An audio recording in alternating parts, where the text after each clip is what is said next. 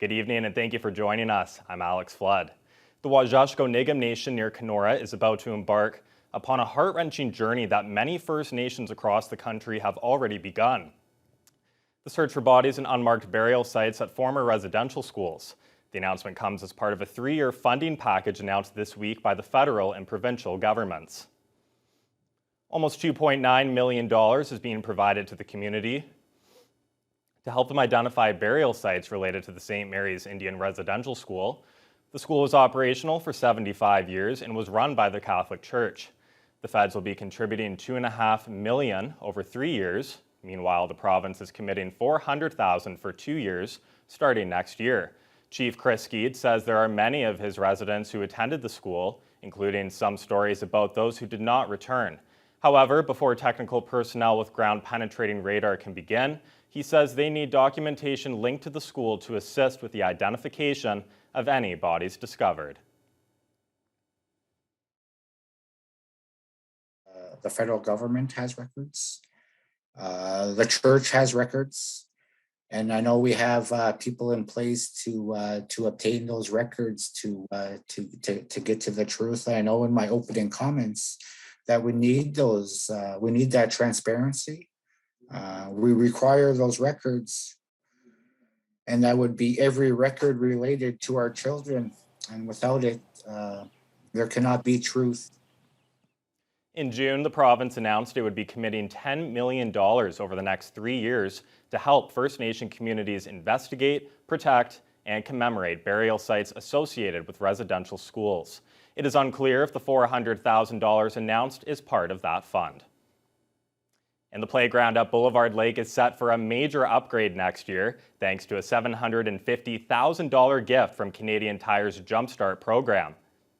The new fully accessible playground, which will look similar to this, could cost up to $1 million total. The city will kick it up to $250,000 from the Renew Thunder Bay Reserve Fund. The playground was already set to be replaced in 2023 at a cost of $800,000. Parks planner Werner Schwarz says the Jumpstart playground is bigger and better than what was being proposed. City Council approved the new plan this past week, and the design features the Canadian Tire triangle logo. Councillors didn't express any concern about the corporate branding, but there were questions about the configuration of the equipment. It's fine for them to give us a design. That's a good thing. But is it what we want to have in this area? The basic layout of the overall image of the playground that's defined by them. Mm-hmm. However, within that, we have flexibility to alter how the units are positioned to be able to work with the site as we have it. Shore adds the money the city is saving through the partnership will allow the Parks Department to explore other improvements, like accessibility to the beach and outdoor fitness equipment, as well as a beach volleyball court. And nationally, a 7.2 magnitude earthquake struck near Haiti earlier this morning, killing hundreds of people and causing widespread destruction. The search is still underway for those trapped beneath the rubble, an all too familiar sight for the people of Haiti. Heather Butts has the details. Haiti hit once more. The damage and destruction is devastating. Buildings flattened, piles of crumbled concrete line the streets. Locals are racing to rescue those beneath the rubble. The magnitude 7.2 earthquake struck about 125 kilometers from the capital Port-au-Prince, killing hundreds of people. The U.S. Geological Survey issued a red alert, indicating a high amount of casualties are probable. In the coastal community of Korai, the injured lay on stretchers outside the local hospital. Young children being treated on the streets under makeshift shelters. Haiti's prime minister said he was mobilizing all available government resources to help victims in the affected areas. On Twitter, he appealed to the spirit of solidarity and the commitment of all Haitians to unite in order to face this dramatic situation.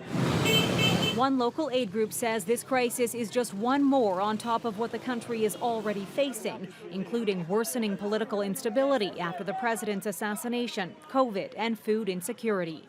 Canada is offering help, with the Prime Minister tweeting, "Canadians are thinking of everyone affected by the devastating earthquake in Haiti. Our hearts go out to those who have lost loved ones and those who have been injured, and we're standing ready to provide assistance in any way we can." This has happened in Haiti before and led to mass fatalities and an international response. In 2010, a magnitude 7 earthquake struck outside Haiti's capital. Thousands of buildings toppled in Port-au-Prince and surrounding cities. More than 200,000 people died. Today's earthquake struck just days before a tropical storm is expected to make landfall, adding to the urgency in the search for survivors. Heather Butts, CTV News, Toronto. The opioid crisis in the Northwest continues to plague communities, and the culprit commonly associated with many of the overdoses, including the one that claimed the life of a teenager in Fort Frances earlier this year, is fentanyl. According to Public Health Ontario statistics for the Northwestern Health Unit, in 2019, there were 9 opioid-related deaths in the catchment area, and preliminary data for 2020 indicates there were 6 during the first 6 months of that year. Data provided by EMS in the Rainy River District shows calls for suspected opioid overdoses nearly doubled between 2019 and 2020 from 4.2% to 8.2%.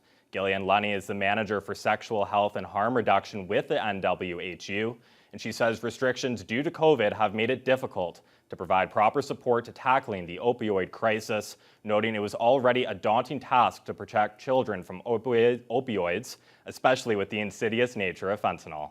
Son and he goes to parties, and in my mind, there shouldn't be opioids at that party, but I don't always know. So he has a naloxone kit with him everywhere he goes. I know it can be a hard thing to want to do, to talk to your kids very realistically about this stuff, but it can certainly help protect them. One of Canada's leading fast casual restaurants, IDO Japan, opened in the Brentwood Village Mall today, and the restaurant hopes to enhance the city's culinary offerings with their diverse selection. The popular Japanese restaurant has 4 stores in Ontario and more than 150 restaurants across Canada. As of right now, you can't sit inside due to restrictions, but you can still go in to get some takeout. To celebrate their opening day, the shop is delivering complimentary meals to deserving staff at businesses around Thunder Bay as part of their Pay It Forward campaign. Customers of the brand new restaurant were excited to be able to try some new food. We were looking forward to seeing it open, and this was the day we found out it was open, and we thought we'd give it a try. I'm super excited about them opening. Whenever I'm in the city, this is the first store I always go to. It's really easy, quick, clean, good food all the time, good teriyaki sauce, great place to go. It's great to have alternative and exciting new food, especially I think Japanese food is very healthy and delicious. IDO Japan is open during the week from 10:30 in the morning to 10:30 at night, with similar hours on the weekend, and is also located right beside Bar Burrito, which will also be opening in the near future. And the Eleanor Drury Children's Theatre has been busy since January of 2021, learning new skills and collaborating to create a new one-of-a-kind performance film called On the Great Wind's Back. Mitchell Ringos has more. The Children's Theatre is a non-profit, volunteer-run theatre organization that's been in Thunder Bay for almost 40 years. The film On the Great Wind's Back is based off a few different children's stories and a script wrote by Eleanor Drury. The organization is usually specific to theatre, but decided to take a different approach this year and try film. Production for the short film started in January, and because of restrictions went a couple months past their ideal date, just finishing this past weekend. Director Alexa Shermack says how challenging the production was. When we had planned this production, we were sort of doing it in 3 bursts. We would practice a little bit and then get together and film and practice and film, but that didn't end up happening, right? Because things changed, we were all locked down, and then we decided that, okay, we have to shift a little because some of our scenes took place in the winter. We weren't able to film during the winter, so how are we going to sort of create a world, when we don't have that world? The film was supposed to be done as a group, but because of restrictions, they decided to take a very different, more challenging approach that would keep everyone separate while filming. Anything you see in the film where they're together, they actually are not together. So no youth filmed together at all, actually. Every single person filmed separately. They sometimes were distanced here reading lines and working off of each other, but never once did they actually get to sort of physically be together. And having to act with no surroundings or fellow actors, filming was definitely a challenge, as actress Mackenzie Dillon spoke about her experience on set. It was especially difficult with like trying to navigate a 3D environment that didn't quite exist and having to rotate everything. So say we would have like a room with a bed, a table, and a window and a door. And the first time we did it from a different perspective, I would be like, where's the window? And you can soon go see the short film during the Digital North 2021 Theatre Festival starting August 18th, running to the 22nd. The festival is a pay-as-you-can event with multiple opportunities to view the film. Mitchell Ringos, TBT News. Just a great example of another local commodity opening up here in Thunder Bay, joined with Kurt Black. And Kurt, it sounds like Lionel Messi's future team was in action today. Yeah, absolutely. It's definitely been the week of Messi in Paris. All eyes were on him. And today, his eyes were on his future team as they were making